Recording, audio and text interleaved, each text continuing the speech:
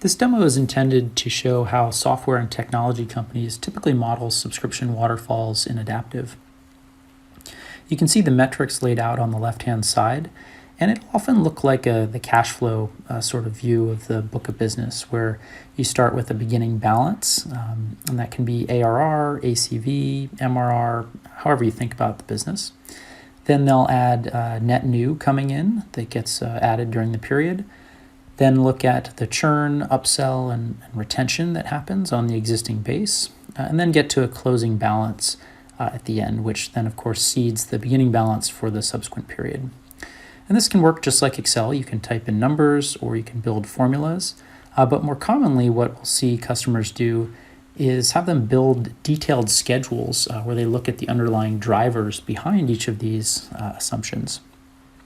If you scroll down a little bit here, you can see the various approaches that oftentimes customers undertake to look at the net new coming in. So that could be a price volume time approach, potentially looking at rep capacity and quotas attainment. It could be a raw pipeline out of the CRM system.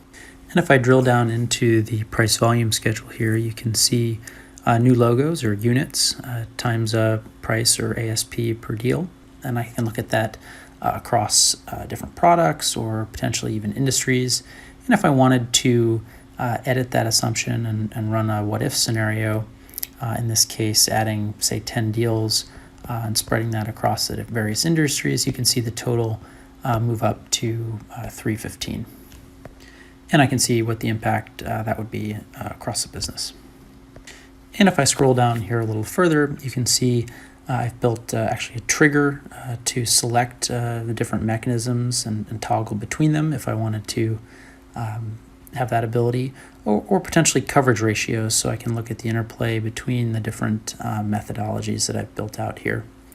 And if I continue down to the bottom here, I can look at the renewals piece. So model essentially the book of business that's coming up for renewal, apply churn assumptions, retention assumptions at either an aggregate level down on the bottom, or potentially even dive down into the individual schedule of opportunities and look at those on a case-by-case basis. And you can see each of these contracts has start dates, end dates, and ACV, contract amount, and then actually an individual retention assumption potentially. Well, I hope that was helpful in terms of understanding how software and technology companies look at subscription waterfalls.